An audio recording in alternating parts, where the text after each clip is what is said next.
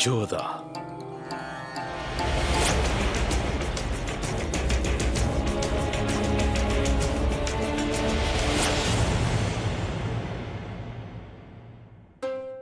சலாம் ஷரீஃபுதீன் அவர்களே. என்னவாயிற்று? வேலை முடிந்ததா? ஆம், நீங்கள் அனுப்பிய செய்தி ஜோதா பேகமை அடைந்து விட்டது. ஆனால் இவ்வாறு கூறுவதற்கு மன்னித்து விடுங்கள். எனக்கென்னவோ அவர்கள் தங்களை காண வருவார்கள் என்று தோன்றவில்லை. ஆனால் எனக்கு முழு நம்பிக்கை இருக்கிறது. அந்த மடலை படித்த பிறகு ஜோதா பேகத்தால் நிச்சயம் என்னை சந்திக்காமல் இருக்க முடியாது. மன்னிக்க வேண்டும் முசூர், அவர்கள் நினைத்தாலும் சந்திக்க முடியாத அளவிற்கு தாங்கள் அந்த மடலில் அப்படி என்னதான் எழுதியிருந்தீர்கள்? முக்கியமான செய்தி. அந்த செய்தியை படித்த பிறகு அவரால் நிம்மதியாக இருக்க முடியாது. அவள் ஒரு ராஜபுத்திரி ஆயிற்றே. ஒரு ராஜபுத்திர பெண்ணுக்கு தன் கணவரின் உயிரை விட வேறு எதுவும் பெரிதாக இருக்க முடியாது.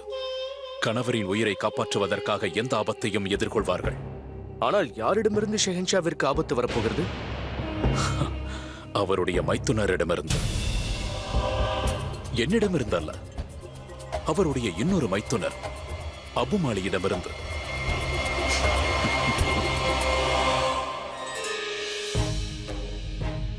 இதில் இருப்பது உண்மையா பொய்யா என்று தெரியவில்லை.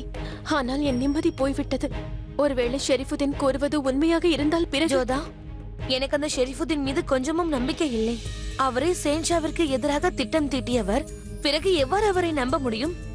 அதுவும் வேறு யாருக்கும் இந்த செய்தி அனுப்பாமல் உனக்கு எதற்காக அனுப்ப வேண்டும்? ஒருவேளை இது அவன் சூழ்ச்சியாக இருந்தால்? அவ்விதமாக நானும் யோசிக்கிறேன். சிறையில் இருக்கும் ஷெரீஃபுதீனுக்கு ஷெஹன்ஷாவின் உயிர் ஆபத்தில் உள்ளது என்பது எப்படி தெரிந்திருக்கும்? இப்படி இருக்குமோ? விடுதலையான பிறகு ஆதம் கான் ஷெஹன்ஷாவிற்கு எதிராக திட்டம் தீட்டுகிறாரா? ஒரே அறையில் இருந்ததால் இது தெரிந்திருக்க கூடும். அதனால் உண்மையை தெரிந்து கொள்ள அவனை சந்தித்தாக வேண்டும். எவ்வாறு சந்திப்பாய் ஜோதா? ஷெஹன்ஷாவின் அனுமதி இல்லாமல் அவர் கைது செய்தவரை எவ்வாறு சந்திக்க முடியும்? ஷெஹன்ஷாவின் அனுமதியை விட முக்கியமானது ஷெஹன்ஷாவின் உயிர். அவ்வாறு எதுவும் நடக்காமல் பார்த்துக் கொள்ள வேண்டும். பின்பு அதை பற்றி யோசித்து எந்த பிரயோஜனமும் இல்லை. அசம்பாவிதம் ஏதும் நடந்துவிட்டால் பிறகு என்னையே நான் மன்னித்துக் கொள்ள மாட்டேன் மோதி. ஷெரீஃபுதீன் மனதில் என்னதான் இருக்கிறது என்று நான் தெரிந்து கொண்டே ஆக வேண்டும்.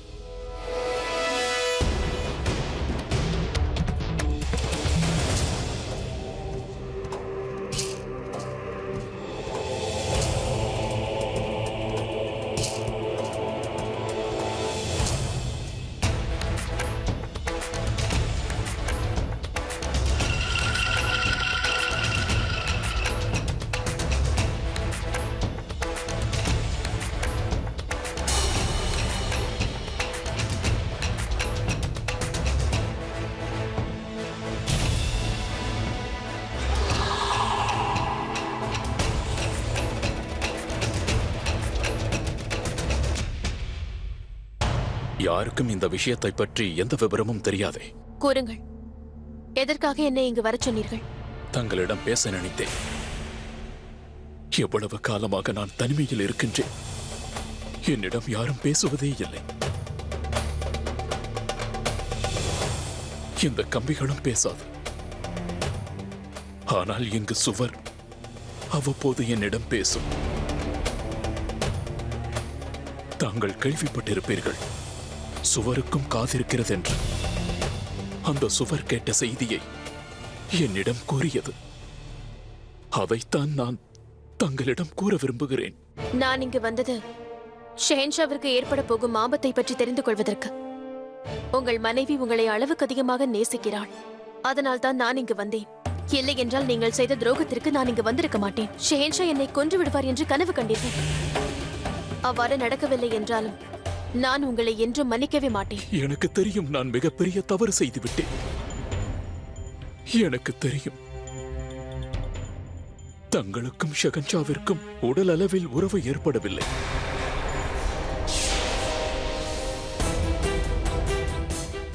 என்னை எதற்காக அழைத்தீர்கள்? நீங்கள் நினைத்திருந்தால் இந்த விஷயத்தை ஷெஹன்ஷா, ருக்கையா பேகம் இல்லை மகாமங்காவிற்கு கூறியிருக்கலாம். எனக்கு அனுப்பிய மடலில் அனைத்து விஷயங்களையும் கூறியிருக்கலாம் அல்லவா? என்னை எதற்காக இங்கு வரவழைத்தீர்கள்? கூறுங்கள். நான் உங்களைத்தான் கேட்கிறேன்.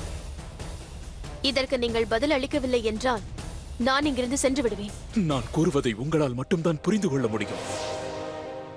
விஷயம் என்னவென்றால், அபுமாலி காபூலில் இருந்து தப்பிவிட்டார். ஆனால் அவனுடைய உளவாளி ஷகன்ஷாவை கொல்ல ஆக்ராவிலிருந்து திட்டம் தீட்டியுள்ளான். ஒரு காலத்தில் நீங்களும் ஷெஹன்ஷாவிற்கு எதிராக திட்டம் தீட்டியவர் தானே? அதற்குத்தான் இந்த தண்டனை. எனக்கு நன்றாக புரிந்துவிட்டது நான் எவ்வளவு பெரிய தவறு செய்தேன் என்று. அந்த தவறுக்கு நான் பரிகாரம் தேட நினைக்கின்றேன். ஷகன்ஷாவிற்கு உதவ வேண்டும், அவருடைய உயிரை காப்பாற்ற வேண்டும் என்று நினைக்கின்றேன். ஜோதா பேகம், ஆதம் கானுக்கு ஒரு சந்தர்ப்பம் கிடைத்தது. நானும் ஷகன்ஷாவிற்கு விசுவாசி என்பதை நிரூபிக்க விரும்புகிறேன். நான் மீண்டும் என் காதலை திரும்ப பெற நினைக்கின்றேன். நீங்கள் கூறுவது உண்மை என்று நான் எவ்வாறு நம்புவது? ஒரே ஒருவருக்காக, அந்த ஒருவரை நான் அடைய வேண்டும் என்று அனுதினமும் எதிர்பார்த்துக் கொண்டிருக்கிறேன்.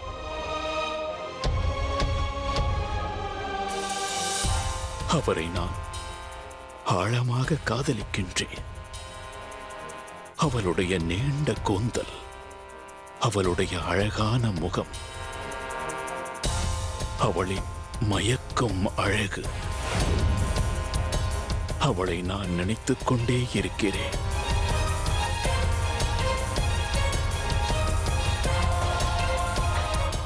ஒரு காலத்தில் நான் நழுவ விட்டதை மீண்டும் அடைய நினைக்கின்றேன்.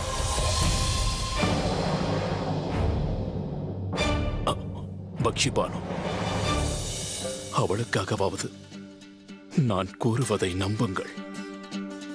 அபுமாலி மிக விரைவில் ஆக்ரா மீது மிகப்பெரிய போர் தொடுக்க இருக்கின்றான். அது வெளியிலிருந்தல்ல, உள்ளிருந்தே நடத்தப் போகின்றான். ஏதாவது செய்யுங்கள் ஜோதா பேகம், ஏதாவது செய்யுங்கள். பக்ஷிபானுக்காகவாவது ஏதாவது செய்யுங்கள்.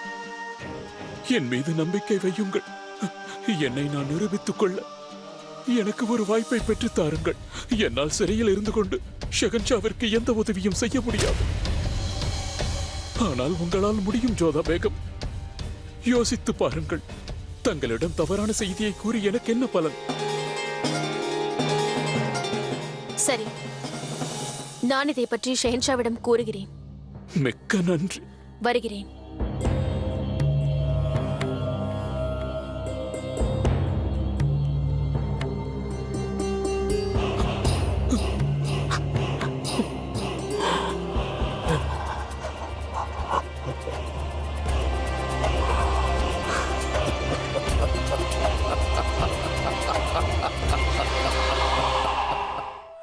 எனக்கு ஒன்றுமே புரியவில்லை. ஷெஹன்ஷாவின் உயிர் ஆபத்தில் இருக்கும்போது ஷெரீஃபுதீன் ஏன் இந்த விஷயத்தை என்னிடம் தெரிவிக்க வேண்டும்? பக்ஷிபானுவிடம் கோரியிருக்கலாம், ருக்கையா பேகமிடம் கோரியிருக்கலாம். என்னிடம் ஏன் கூற வேண்டும்? நான் ஏதேனும் செய்வேன் என்று நினைத்திருப்பாரோ? ஷெஹன்ஷாவிற்கு என் மீது நம்பிக்கை இல்லை என்பது கைதியாக இருக்கும் அவருக்கு தெரிய வாய்ப்பில்லை. பெனசிர் வந்த பிறகு அனைத்துமே மாறிவிட்டதே. அம்மா தாயே, எனக்கு ஒன்றுமே புரியவில்லையே.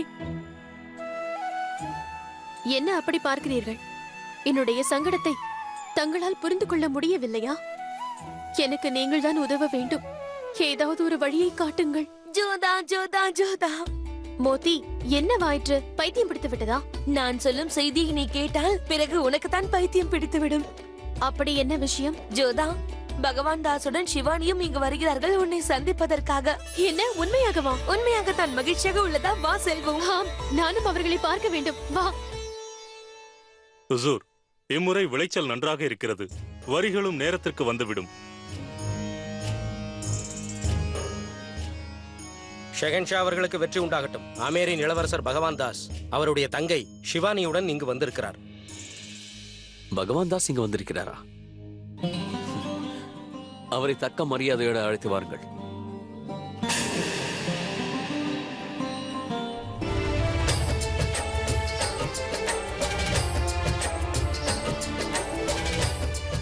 வணக்கம் ஷகன்ஷா. வணக்கம் மாமா அவர்களே. ஆதா பகவான் தாஸ் அவர்களே, நல்வரவாகட்டும்.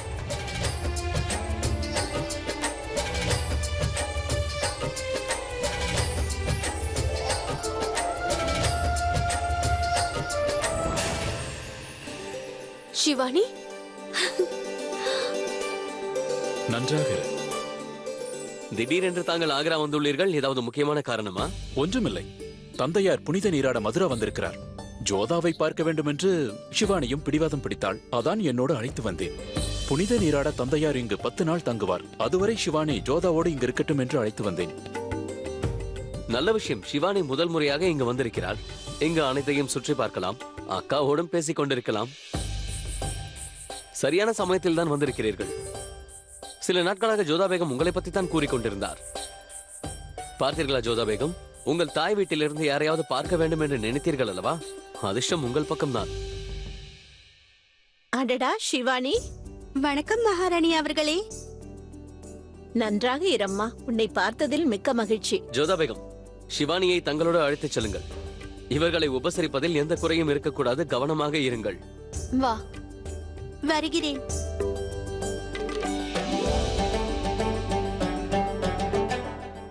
எனக்கும் விடை கொடுங்கள். இப்போதுதானே வந்தீர்கள், 2 நாட்கள் கழித்து செல்லலாமே. உங்கள் கட்டளைக்கு அடிபணிக்கிறேன் ஷகன்ஷா. ஆனால் தந்தையிடம் செல்வது அவசியம். அவர் 10 நாட்கள் தங்குவார் என்று இப்போது நீங்கள் தானே கூறினீர்கள், அதனால் தாங்களும் இங்கேயே இருங்கள். அவ்வாறே ஆகட்டும் ஷகன்ஷா.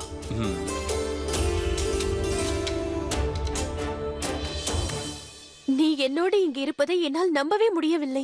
நடப்பது அனைத்தும் கனவு போல் தோன்றுகிறது. ஏன், நான் தவறான நேரத்தில் வந்துவிட்டேனா? கூற வேண்டுமானால் எனக்கு தான் இது சரியான சந்தர்ப்பம். நான் தந்தையாருடன் தங்களை பார்க்க வந்துவிட்டேன். இல்லை என்றால் ஆமீரிலிருந்து நான் எங்கே வெளியே வருவது? நான் கூற வந்த அர்த்தம் அதுவல்ல. நீ விருப்பப்பட்டால் எப்பொழுது வேண்டுமானாலும் இங்கு வரலாம். நான் உன்னிடம் சிறிது... அக்கா, என்ன விஷயம்? மனம் திறந்து கூறுங்களேன். கண்டிப்பாக உங்கள் மனதில் ஏதோ ஒன்று இருக்கிறது. மாமாவும் பார்ப்பதற்கு மகிழ்ச்சியாக இருக்கிறார். அக்கா, ஏதாவது நல்ல செய்தி இருக்கிறதா? இல்லை என்றால் அது காதல் செய்யும் லீலையா? அப்படியா? பெரியவளாகி விட்டாயா? உன் அக்காவிடமே காதலை பற்றி பேசிக் கொண்டிருக்கிறாய். நான் பெரியவளாகி விட்டேன். நீ சுகன்யா அக்காவிடம் என்னென்னவெல்லாம் பேசுவாயோ, என்னிடமும் அவ்வாறே பேசலாம். அப்படியா? உனக்கு வயது கூடிவிட்டது. சரி கூறு, ஆமீரில் அனைவரும் நலமா? எல்லோரும் நலம் அக்கா. ஆனால் உங்களையும் சுகன்யா அக்காவையும் நினைத்துக் கொண்டு அம்மா எப்பொழுதாவது அழுவார். ஆனால் புகுந்த வீட்டில் என் மகள்கள் சந்தோஷமாக இருக்கிறார்கள் என்று நினைத்து ஆறுதல் அடைவார். பாட்டி அவர்கள்? ஆமாம், பாட்டியம்மா உங்களுக்காக ஒரு செய்தி அனுப்பியிருக்கிறார். என்ன செய்தி அது? என்னவென்றால், அவர் பாட்டியம்மாவிலிருந்து கொள்ளு பாட்டியாக ஆசைப்படுகிறார். அக்கா, நீ சரியென்றால் நான் இந்த செய்தியை மாமாவிடமும் கூறலாமா? உனக்கு வாய் அதிகமாகிவிட்டது. மோதி, சிவானிக்கு தேவையானவற்றை செய்து கொடுத்து நீ அவளோடு இரு. நான் வந்து விடுகிறேன். ஆனால் தனியாக எங்கே செல்கிறாய்? நானும் உன்னுடன் வருகிறேன். மோதி, நான் குழந்தைகளை தொலைந்து போவதற்கு எப்பொழுதும் என்னோடு வர வேண்டும் என்ற அவசியமில்லை. நீ சிவானியோடு இரு, அது போதும். சிவானி, இந்த வேலையெல்லாம் நீ ஏன் செய்கிறாய்? நீ இங்கு விருந்தாளி. நீ இங்கு நிம்மதியாக இருந்தால் போதும். இதையெல்லாம் நான் பார்த்துக் கொள்கிறேன். வேண்டாம் மோதி, நீ செல். நான் இதை பார்த்துக் கொள்கிறேன். பிறகு நான் எதற்காக இங்க இருக்கிறேன்? மோதி, கட்டளையை பின்பற்றுவதுதானே உன் வேலை. என் கட்டளையை பின்பற்றி நீ இங்கிருந்து சென்று விடு.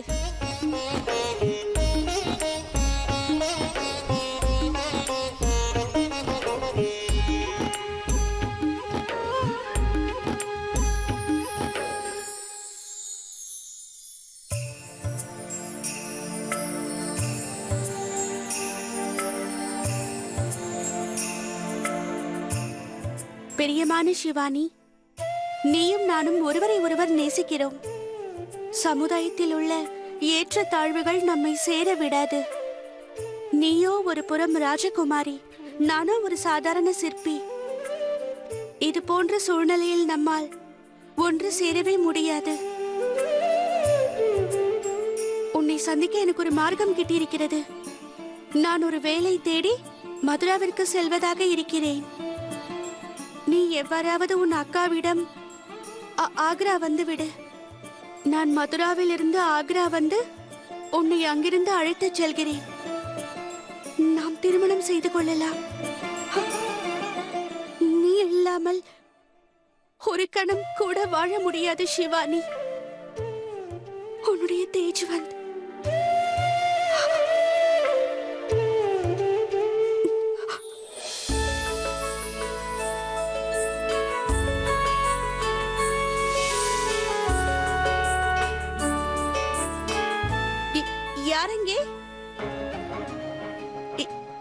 பாருங்கள், என்னுடைய சீப்பு விழுந்து விட்டது.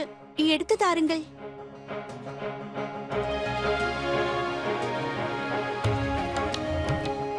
வணக்கம் ராஜகுமாரி அவர்களே, உங்கள் தாசியை அனுப்பி வையுங்கள். அவளிடம் இதை கொடுத்து விடுகிறேன். ஏன் என்னை பார்க்க மாட்டேன் என்கிறீர்கள்?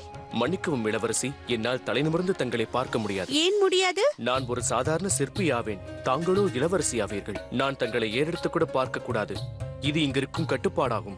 இதை நான் மீறுவேனே ஆனால் என் உயிருக்கே ஆபத்து விளையும். பயந்தாங்கோலியாக இருக்கிறாயே. நான் ஏழையாக இருக்கலாம், ஆனால் பயந்தவன் அல்ல. என்னுள் தாங்கள் காண்பதெல்லாம் ஒரு கட்டுப்பாடு மட்டும்தான். இதை நான் பின்பற்றியே ஆக வேண்டும். அவ்வாறென்றால் ஒரு இளவரசியின் கட்டளையை நிறைவேற்றுவதும் உன்னுடைய கடமையாகும். நான் உனக்கு கட்டளை இடுகிறேன். என் சீப்பை நீ எடுத்துக்கொண்டு வா. தயவு கூர்ந்து என்னை மன்னித்தருளுங்கள். என்னால் அதை செய்ய இயலாது.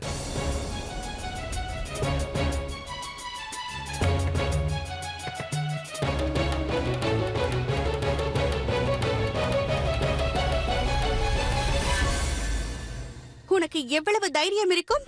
இளவரசி கூறினாலும் கேட்க மாட்டாயா? அடக்கடவுளே, இது மிகவும் அழகாக இருக்கிறது. தங்களை இங்கு வரவழைத்ததற்கு என்னை மன்னித்தருளுங்கள்.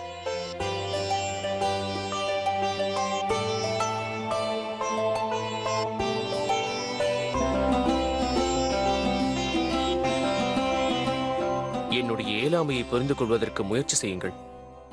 உன் பெயர் என்ன? தேஜ்வந்த். உன் மீது எனக்கு கோபம் வந்ததுதான். ஆனால் உன் வேலைப்பாடை பார்த்து நான் மகிழ்ந்து விட்டேன். நிஜமாகவே அழகாக இருக்கிறது. ஒன்று சொல்கிறேன், இனி ஏற்ற தாழ்வுகளை பற்றி பேசாதே. ஒருவன் தான் செய்யும் வேலையால் தான் பெரியவனாகிறான். நீ உன்னுடைய வேலையில் மிகவும் திறமைசாலி. உண்மையை கூற வேண்டுமென்றால் நீ மாபெரும் கலைஞன்.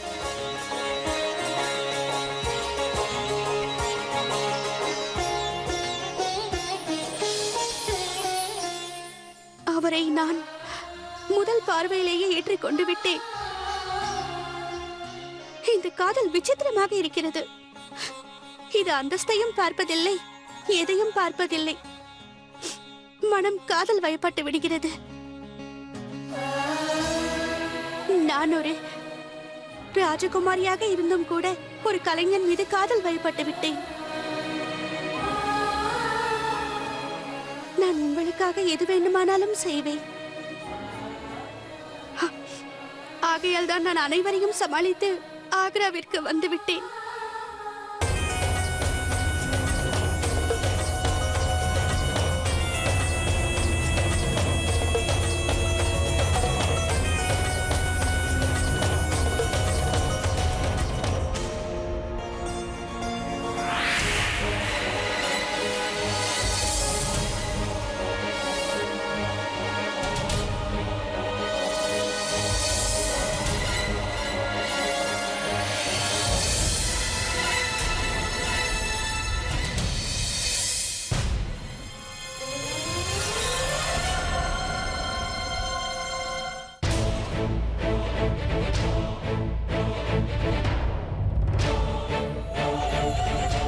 இந்த பெனசீரியை தீண்டும் அளவிற்கு உன்னிடம் போதிய விஷயம் இருக்கின்றதா என்ன? தேவையில்லாமல் உயிரை மாய்த்து கொண்டாயா? நீ உயிரோடு இருந்திருந்தால் ஒருவேளை சில நாட்களுக்கு பிறகு உன் விஷயம் எனக்கு தேவைப்பட்டிருக்கும். இந்த சாஹிரா, இந்த பாம்பை அப்புறப்படுத்திவிடு. மற்றவைகளை பத்திரமாக பார்த்துக்கொள். இப்படி ஒவ்வொன்றாக இருந்து கொண்டே போனால் பிறகு நான் எவ்வாறு உயிர் வாழ்வது? நாகத்துடைய நெஞ்சில் நான் வளர்ந்தேன். செல்.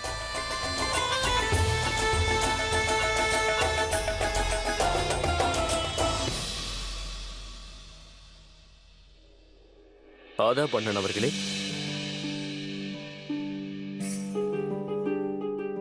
சொல். அனைத்தும் நலந்தானே? இல்லை அண்ணன் அவர்களே. தங்களது கட்டளையின்படியே அபுமாலியை பற்றி நான் விசாரித்து பார்த்தேன். அப்போது மக்சூத் கான் அறையில் எனக்கு இந்த மடல் கிடைத்தது. இதை பெனசீர் தன் அந்தப்புறத்திலிருந்து தன் தாயாருக்கு எழுதியுள்ளார். மக்சூத் கான் இந்த மடலை அனுப்புவதற்கு முன்பாகவே அவன் இறந்து விட்டான். பெனசீர் அபுமாலியின் மாளிகையில் இருந்தவள் என்பதை தாங்கள் மறந்து விட்டீர்கள் அண்ணா. தனது தாயாருக்கு மடல் எழுதுவது தவறில்லையே. தாயாருக்கு மடல் எழுதுவது தவறு என்று நான் கூறவில்லை அண்ணா. ஆனால் இந்த மடல் எழுதப்பட்ட விதம்தான் சந்தேகத்தை ஏற்படுத்துகிறது. அண்ணா, இந்த மடல் உருதுவில் எழுதப்படவில்லை. பெனசீர் முசல்மான், காபூலிலிருந்து வந்தவள். அப்படி இருக்கையில் மடலை அவள் ஏன் உருதுவில் எழுதவில்லை? சரி, அதில் உள்ளதை படித்து காட்டு. நான் என்ன செய்வேன் தாயே? மனம் என் பேச்சை கேட்க மறுக்கிறது. ஏன் என்னை காண மறுக்கிறீர்கள்? மனதில் நீங்கள் இருக்கும்போது எனக்கு ஏன் இந்த கவலை? ஏன் என்னை விட்டு விலகினீர்கள்? எதற்காக ஊரை விட்டு சென்றீர்கள்? போகும் பாதை தெரியாமல் தவிக்கும் பேதை இங்கே. மடலை மனப்பாடம் செய்து விட்டாயா? இந்த மடலை நான் மீண்டும் மீண்டும் படித்ததால் இது எனக்கு மனப்பாடமாகிவிட்டதண்ணா. மிகவும் மகிழ்ச்சியாக இருக்கிறது இந்த வயதில் உன் அரசியல் ஆர்வத்தை பார்ப்பதற்கு. ஒன்றை மட்டும் புரிந்து கொள், முழுவதும் தெரியாமல் நாம் எந்த முடிவும் எடுக்க முடியாது. அந்த மடலை என்னிடம் கொடு. இதை பற்றி நான் பெனசிரிடம் விசாரணை செய்கிறேன். சரியான அவர்களே. ஆதாம்.